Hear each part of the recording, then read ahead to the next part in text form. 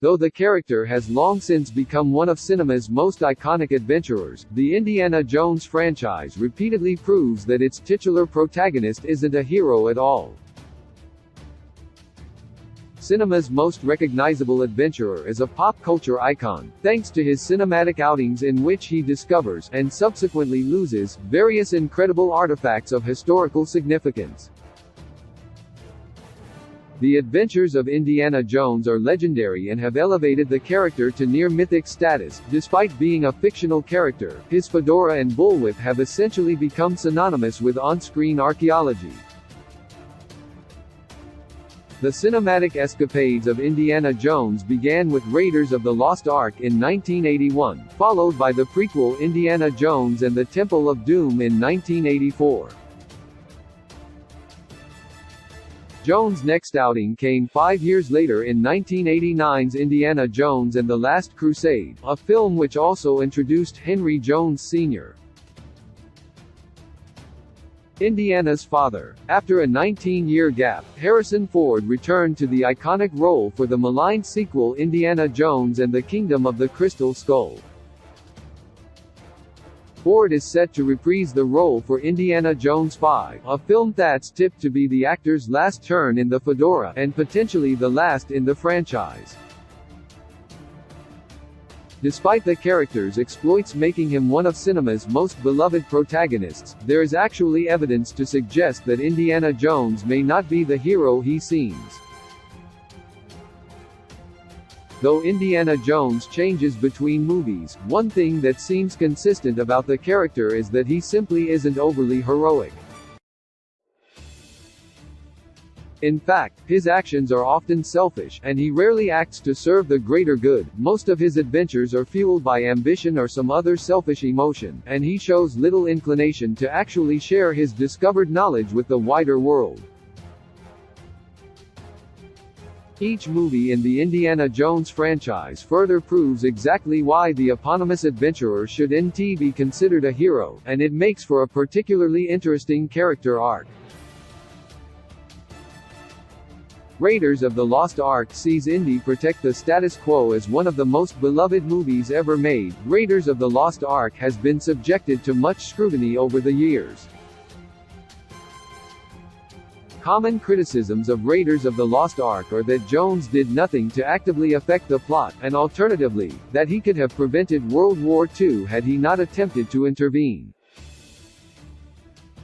However, when Indiana Jones' motivations in the film are boiled down to one simple point, it becomes clear that he only acted in order to protect the status quo. He didn't prevent the Nazis from retrieving the Ark, but he helped level the playing field. Of course, Indiana Jones is simply doing as he's told. The start of the movie sees Indy tasked with retrieving the Ark for the US, and the archaeologist obliges, if only to satisfy his own curiosity and prevent the Nazis from attaining a potentially powerful artifact. Raiders of the Lost Ark's ending sees the Ark recovered and hidden away by the US government, and Indy does very little about it. He willingly surrenders the Ark, which indicates that he may not be quite as invested in sharing history with the world as he claims. Even taking Jones' anger at the Ark being confiscated into consideration, he does very little to actively oppose the Nazis outside of acts of self-preservation, and he's content to act as a pawn for his own government just as the Nazi soldiers were. Temple of Doom involves child endangerment as a prequel. Indiana Jones and the Temple of Doom better explores the depths of Indy's character. It establishes the character as an adventurer before the events of Raiders of the Lost Ark and therefore offers added insight into Indiana Jones as a person. Temple of Doom also saw Indiana Jones create the PG-13 rating thanks to its darker and more violent nature, but that's actually a big part of how the film proves Indy isn't the hero he's considered to be. Alongside Indy, Temple of Doom follows sidekicks Short Round and Willie, who find themselves caught up in his adventure. This is actually the result of Indiana Jones' lack of responsibility. He takes Short Round on an international trip and then brings him along while investigating a child-stealing cult. Jones' actions in Temple of Doom show that he has little regard for Short Round's safety, as he repeatedly allows the boy to get himself into increasingly dangerous situations. It's not just Short Round that is treated badly by Indiana Jones though. Willie Scott is also repeatedly objectified and berated by the archaeologist, who later grabs and kisses her without her consent. The problems with Indiana Jones' treatment of his sidekicks in Temple of Doom are all too obvious, and they further prove that he's far less heroic than he seems. The Last Crusade shows Indiana Jones' selfish side, though Indiana Jones and the Last Crusade is perhaps the least problematic of the franchise. Indiana Jones is still somewhat unpleasant to those around him over the course of its story. Indy gets drawn into the hunt for the Holy Grail after learning that his father has gone missing in his own search, and much of the Last Crusade story is driven by Indiana Jones trying to save his father. However, as Henry Jones Sr. points out in the movie itself, Indy's actions are foolish, and that's primarily because they're driven by his own selfish need to prove himself to his father. Of course, as a motivation, that doesn't make Indiana Jones a bad person. However, in allowing himself to be manipulated, Indiana Jones works with the villains, in this instance, Nazis searching for the Holy Grail, bringing them dangerously close to harnessing the power of immortality.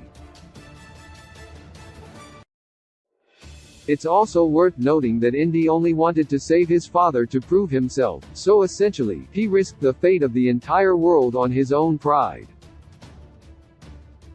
Kingdom of the Crystal Skull combines Indy's worst traits, widely considered the worst entry into the franchise. Indiana Jones and the Crystal Skull introduced a number of new elements into the Indiana Jones movies.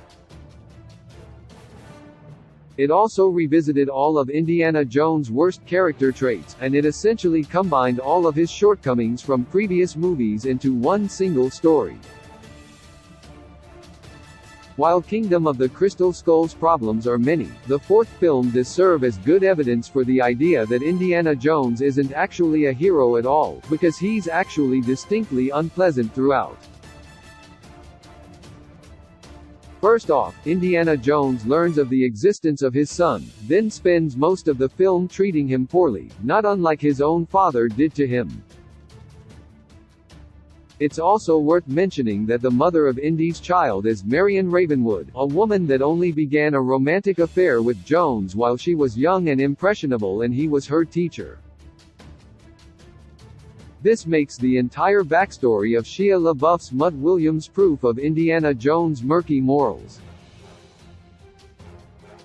He also seems unperturbed by endangering the life of his own son, which makes Indiana Jones appear even less heroic than he did previously. Why Indiana Jones 5 should address Indy's nature as Indiana Jones the 5th of May end the franchise. It's critical that it handles its central character properly, and that means addressing his behavior. Despite having been presented as a hero, Indiana Jones should actually be considered morally gray at best, and that's something that Indiana Jones 5 could explore within its story. Having Indy confront the fact that other people don't see him as a hero would not only see the character attain a little self-awareness, but would serve as the perfect way to round out his overall arc. Closing out the franchise, or at least Harrison Ford's tenure in the main role, by examining Indiana Jones' character from a different perspective could provide some valuable insight into not just the franchise's protagonist, but the stories of previous movies too. Having the character confront his own shortcomings would help Indiana Jones 5 be an emotional and meaningful way of ending his story, and it would also allow for his final outing to provide some form of vindication. As he has so far spent his exploits in the Indiana Jones franchise being far less heroic than he did previously. Having the character confront his own shortcomings would help Indiana Jones 5 be an emotional and meaningful way of ending his story, and it would also allow for his final outing to provide some form of vindication. As he has so far spent his exploits in the Indiana Jones franchise being far less heroic than he gets credit for, his final outing flipping this idea would be a good way of ending his story. Key release dates: Indiana Jones and the Dial of Destiny release date, the 30th of June